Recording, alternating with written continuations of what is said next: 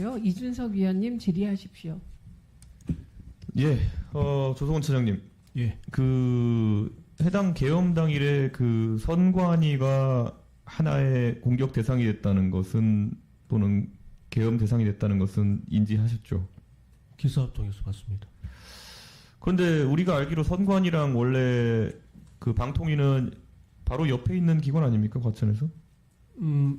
선관위는 별도 단독 청사로 있습니다. 예, 그런데 바로 옆에 있죠. 예, 가까이 있습니다. 그러면은 그 입구가 원래 그 방통위가 더 앞쪽에 있죠. 선관위는 저 뒤쪽에 있죠, 건물이. 그 완전히 다른 청사입니다.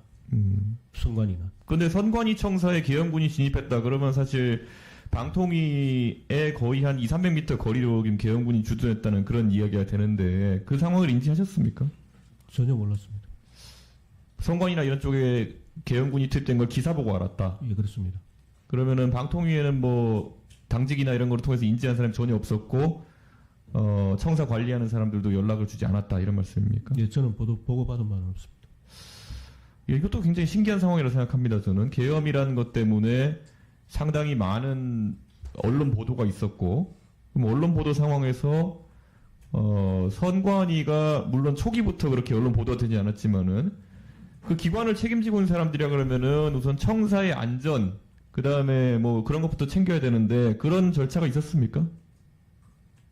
근데 청사 관리하는 부분은 행안부 청사 관리 사무소에서 하는 거라 저희가 뭐 따로 계엄 상황이 하는 됐는데 우리 청사는 어떻게 되고 있고 우리 일하는데 지장이 없는지 파악하는 절차는 언제 시작됐습니까? 그러면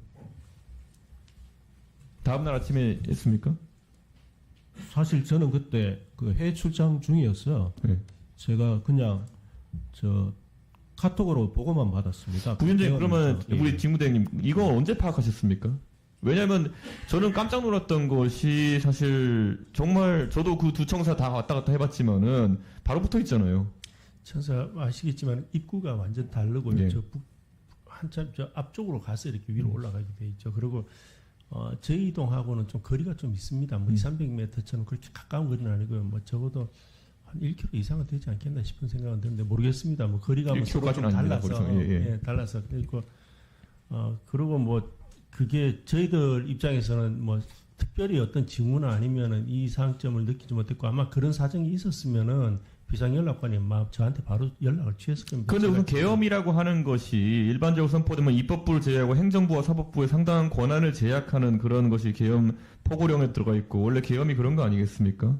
그런데 그러면 이제 지금 직무대행으로서 행정부의 한 기관을 지금 책임지고 계신 분 입장에서 그런 부분을 능동적으로 파악하셔야 된다는 생각이 드는데 어떻게 보십니까? 예, 그래서 기상비역관 보고 계속 그 상황을 보라고 했고 그 기상비역관도 뭐 상황을 보고 자기가 뭐 현장에서 처리할 수 있는 부분은 처리를 했을 거고요. 근데 뭐 현장에 처리할 만한 특별한 사정이 없었습니다. 제가 뭐 심정적으로는 제가 뭐 나갈까도 생각을 했었는데 그래서 그런 부분들도 논의는 했었는데 근데 오히려 뭐 현장에 나가 본들 결국에는 보도 이외에는 딸리 어떤 소식을 저는 왜냐하면 지금 굉장히 대통령이 좀 우리 생각보다 좀 특이한 분이라 가지고 선관위를 장악하러 나선 거지 일반적으로는 아까 말씀하신 것처럼 언론과 통신을 장악하고자 하는 기도가 계엄군에 먼저 있는 게 정상인데 저는 그런 상황 속에서 청사에 아주 근접하게 군이 접근했다 그러면은 그것은 어떤 보고가 올라오든지 간에 굉장히 비상한 상황으로 인식했어야 된다 이런 생각이 있는 거고 오늘 이 자리에서 지나간 일보다 저는 되게 국민들이 궁금해할 만한 사안이 뭐냐면은 결국에는 이런 비슷한 상황이 우리가 얼마 전까지만 해도 2차 계엄이라는 것에 대해서 국민들이 굉장히 우려가 있었고 최근에 약간 그 우려는 좀 덜해졌지만은 아직까지 실존하는 위협 중에 하나라고 봅니다. 이런 상황이 발생했을 때 직무대행께서는 만약에 어떤 이런 지시, 그러니까 그 통신과 언론을 장악하라는 지시가 내려왔을 때 어떻게 대응하시겠습니까? 국민들에게 속 시원히 말씀 주십시오. 그 역시도 가정적인 아니 가정적인 게 아닙니다. 지금 이 상황에선 답을 주셔야 되는 겁니다. 지금 군에서도 보면은 군 지휘관들이 하나하나 본인이 어떤 판단했다 보니까 선관위에 그 투입됐던 그 병력 같은 경우에는 위에서는 가라고 지시 내리고 밑에 있는 현장 출동했던 병력 같은 경우에는 이건 안 될 것 같다 그러니까 편의점 가서 라면 먹고 와라 이렇게 해가지고 사실 좀 다른 판단을 했고 이거는 직무대행께서 만약에 통신을 차단해라 아니면은 언론에 대해 적극적인 검열 조치를 해라 이런 지시가 내려온다 가정적인 상황입니다. 그럼 어떻게 대응하시겠습니까? 이거는 꼭 공직자가 어떻게 대응할지 국민들이 알고 싶어합니다. 지금. 글쎄요, 그 부분에 대해서는 제가 뭐 일방적으로 결정 내릴 부분도 아닌 것 같고요. 그리고 지금 결정하셔야 됩니다. 이거는 지금 통신 결정을 해도 예. 간부들이랑 논의를 해서 하지 않겠습니까?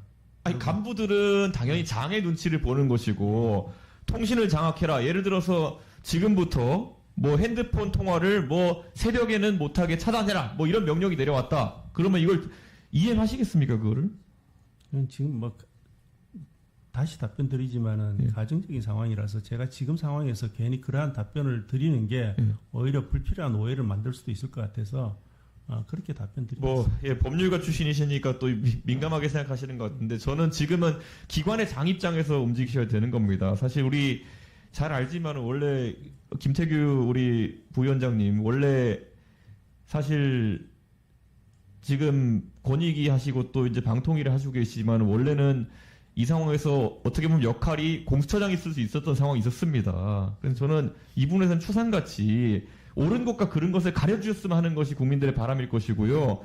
저는 이건 의원 개인으로서의 바람 또는 아마 국민들로서의 바람은요. 만약에 그런 이상한 명령이 내려온다. 통신이라는 건요. 지금 주식시장도 떨어지고 지금 환율도 올라오고 이러는데요. 대한민국에서 통신이 만약에 계엄에 의해서 차단되는 상황, 그래서 정보 유통이 막히는 상황, 그게 되면요. 산업이 무너지고 대한민국 국채 자체가 무너질 수 있는 겁니다. 거기에 책임감을 가지고 같이 판단해 주십시오. 만약에 그런 부당한 명령이나 부당한 상황이 발생하게 되면요. 직을 걸고 막아주십시오라는 것이 본위원의 주문입니다. 예, 더 이상 곤란하게는 해드리지 않겠지만 꼭 그런 상황이 오면 막아주십시오. 이렇게 말씀드리겠습니다. 황정화 위원님 질의하십시오.